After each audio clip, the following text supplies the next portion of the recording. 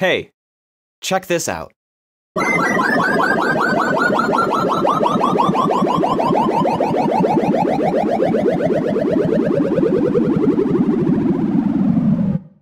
That was bubble sort, a simple sorting algorithm so well researched that everything you could possibly want to know about it is readily available on the internet. Except for one thing. What is this curve that it forms? That's the question I'll answer in this video.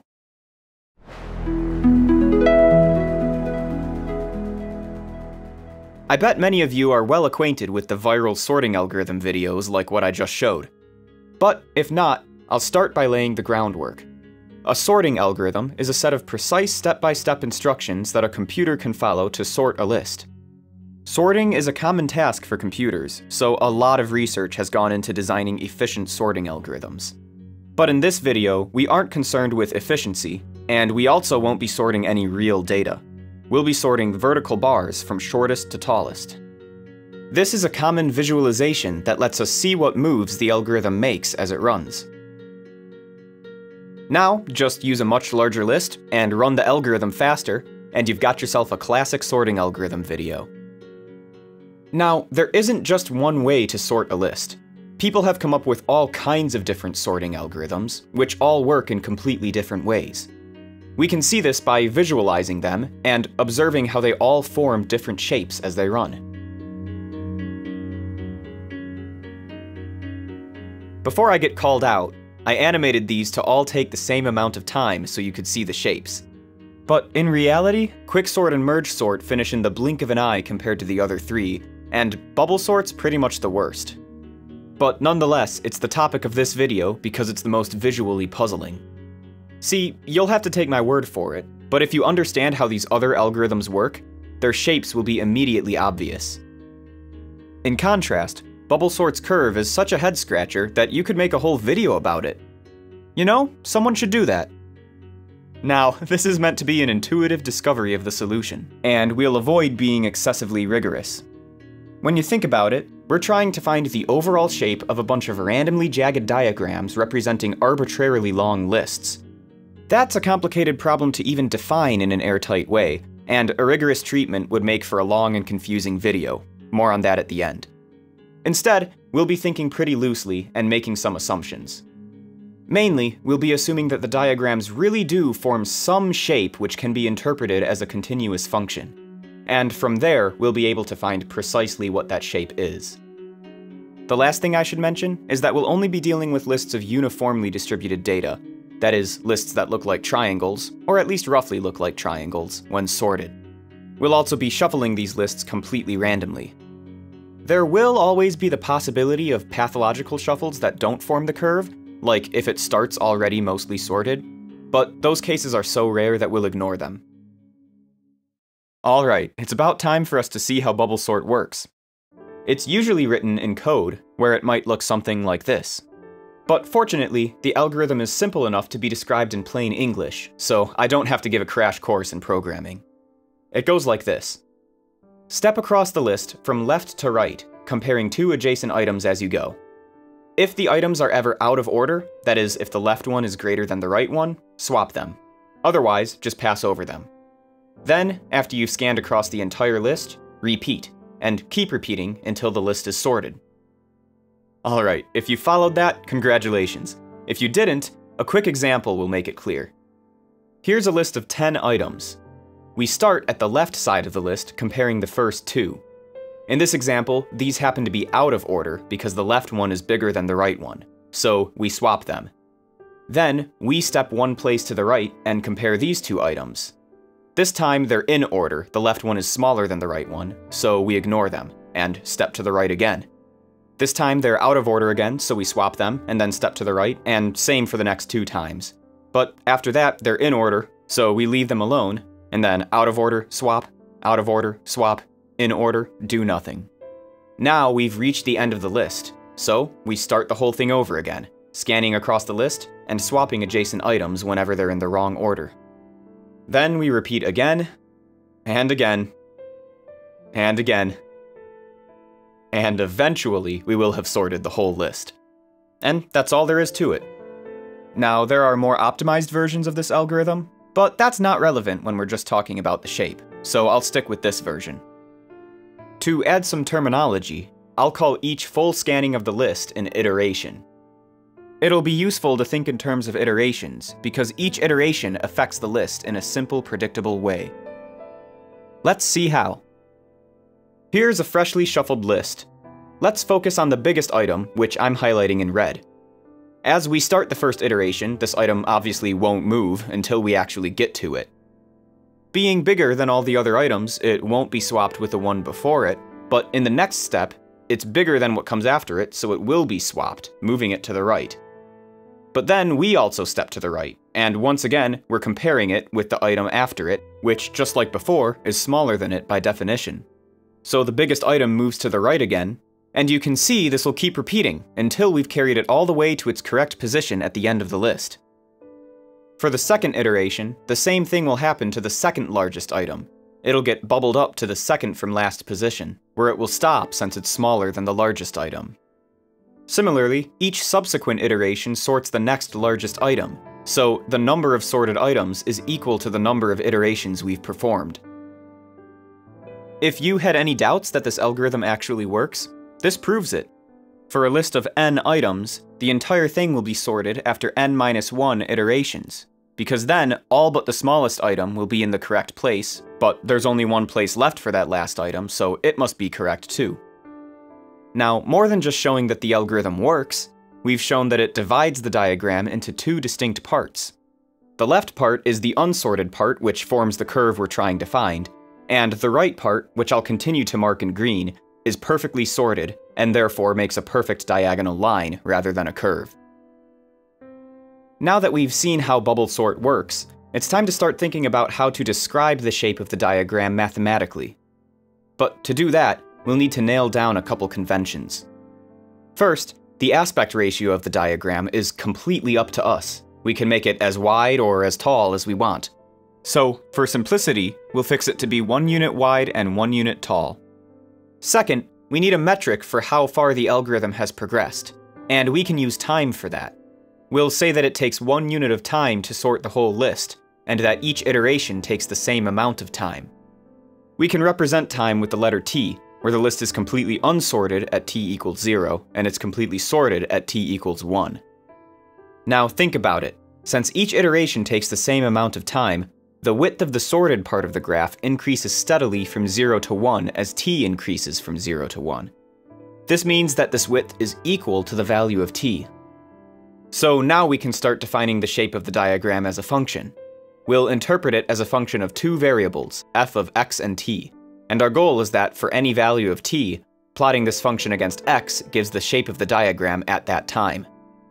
I'm drawing it all squiggly, but that's just to signify that we don't yet know what it is. Well, we do know what part of it is, since we know that the right part is a diagonal line, and since we normalize the diagram to be a square, this line is simply given by y equals x. Now, we just saw that the width of this part is equal to t, but since it's on the right side of the diagram, it corresponds to values of x that are greater than 1 minus t. So we can start to write down a piecewise formula. F of x and t is equal to x if x is greater than 1 minus t. And for other values of x, well, we've still got some work ahead of us. But there is one other thing that we know about f. Remember, we assumed that the shape would be continuous. More precisely, we're assuming that for any fixed t, f is continuous in x, which just means that there will never be any instantaneous jumps. This will come in handy later, but first, we need to more closely examine the diagrams. We've seen that an item can be carried all the way from the left to the right in a single iteration. But the same isn't true in the opposite direction. An item can move no more than one place to the left because our rightward scan just passes it over. Taking this further, we can reason that the left side of the list doesn't care about the right side. Here's what I mean. Let's say we have a list where we only know the first 10 items and the rest are hidden behind this big box. In fact, we don't even know how long the list is. But when we iterate, the items that we do know will be moved in a completely deterministic way, regardless of what's behind the box. Well, except for the last one, because we don't know if it's bigger or smaller than the hidden item it precedes, So this one single item joins the other unknowns. But apart from that, the rest remain unscathed as we scan to the right. Obviously, this repeats with every iteration, so the portion that we know steadily shrinks, but it does so slowly. Now, here's why this matters. I have 3 lists of different lengths specifically chosen so that their first 50 items, highlighted in purple, are exactly the same across all 3 lists. Now I'll run the same number of iterations on all of them. Because of what we just saw, the beginnings will still match once we're done, though the purple matching parts will have shrunk by the number of iterations we did. Since the purple part is the same across all 3 lists, the curves must be the same on the corresponding parts of all 3 functions. Now, even though we ran the same number of iterations on each list, we've clearly sorted a larger portion of the shorter lists than we have of the longer ones. So when I squish them all into the square aspect ratio, it's no surprise that the functions are at different values of t. This is the key. We can now see exactly how the curve, or at least the purple part of the curve, changes over time. It doesn't change, other than stretching out horizontally as t increases. Now, hold on a minute, you might say. What are the odds of multiple lists actually having their first 50 items match? And you'd be right, this specific situation is vanishingly rare. But I'm only using it to illustrate the point. Remember, we've assumed that as long as the list is uniform and randomly shuffled, it will form the curve. And insofar as they're both uniform and randomly shuffled, the beginning of a long list is equivalent to just a shorter list, so they'll have the same curve even if their data doesn't completely match. Alright, back to finding the curve. We'll plot the function at 2 different values of t, say a and b, where a is greater than or equal to b. What we'll do is stretch the bottom graph horizontally until its sorted section is the same width as that of the top graph. To work out the specifics, we want to stretch a width of b into a width of a, so the scaling factor is a over b. And the way to scale a graph horizontally is to divide x by the scaling factor, which is the same as multiplying it by b over a. So doing that, we can see the graph is stretched as promised. The reason for doing this stretch is that now the lists that these graphs represent can exhibit the behavior we just saw. That is, we can think of them as both being drawn to the same scale, where the bottom one has a over b times as many items as the top one, and they've both had the same number of iterations applied. As we saw before, their beginnings will match, so the corresponding parts of the functions must match. Thus, in this purple highlighted area, the 2 functions are equal. Now this purple part is everything other than the rightmost a of the top graph, so the equality holds for x less than or equal to 1 minus a. Also, let's not forget that we started with the condition that a is greater than or equal to b. Now, we can keep the value of b fixed while tweaking a. When we do this, we're moving through time on the top graph, but the bottom graph remains frozen in time, it just stretches horizontally. And yet, both graphs always match in the purple region. So this is great, we know that these 2 curves are equal. But that's not very helpful unless we actually know what one of the curves is. And that's why it's so handy to assume that the function is continuous. Since we've forbidden there to be any jumps, the top graph's curved part must meet up with its diagonal line at this point here. And since the line is y equals x, both the x and y coordinates of this point are 1 minus a. So this point is represented by the formula f of 1 minus a and a equals 1 minus a. Now, since this point is on the purple region, we can be sure that the same exact point is on the bottom graph. 1 point may not seem like much, but this measly little point is all we need. In fact, it's not really 1 point, but a continuum of points, 1 for every possible value of a. So all we have to do is continuously increase a to 1 while tracing out its path on the bottom graph. Then, undoing the stretch, we've captured the curve for this particular value of b. Now, a picture is great and all, but let's get an actual formula. We'll take the 2 expressions that we derived, and we'll start by focusing on the first one. We'll consider the case where x equals 1 minus a. So we'll substitute this into the formula, and when we apply it to the first condition, we get that 1 minus a must be less than or equal to itself, which is obviously true, so we don't have to worry about it. For the remaining condition, well, we'll worry about that later. Now that we've set x to be 1 minus a, the right side of our expression has become precisely what we've shown to equal 1 minus a, so we can make that substitution. Now we're pretty much there, we just need to do a bit of rearranging. Let's look at the first argument of f. Since we're not using the symbol x anymore, I'll reintroduce it as a shorthand for this whole thing. This allows us to just have f of x and b, which is much cleaner. Now, we just have to get a in terms of x, which we can do with a little algebraic dance. We move over the a, distribute the b, move over the ab, distribute the a, and move over the x plus b. So now we have a in terms of x, and we can substitute this for the a in our formula. And we can tidy it up a bit more by combining the terms into one fraction. And that's it! This is the formula for the bubble sort curve. I'd love to say we're done, but my conscience won't let me leave this condition alone, because it's still in terms of a. But that's not a big problem. Just substitute in what we have for a, move over the x plus b, and divide both sides by b. As a final touch, we can move over the b and flip the whole thing around like this. And now my conscience is clear. The only thing is we're using the letter b instead of t, but it doesn't matter what letter we use, so we can just replace them all.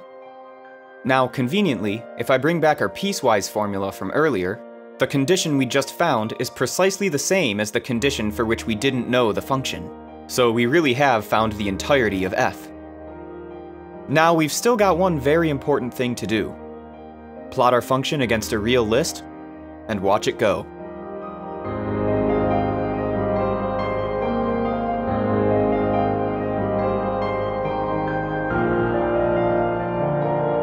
Nice. Well, that concludes the derivation.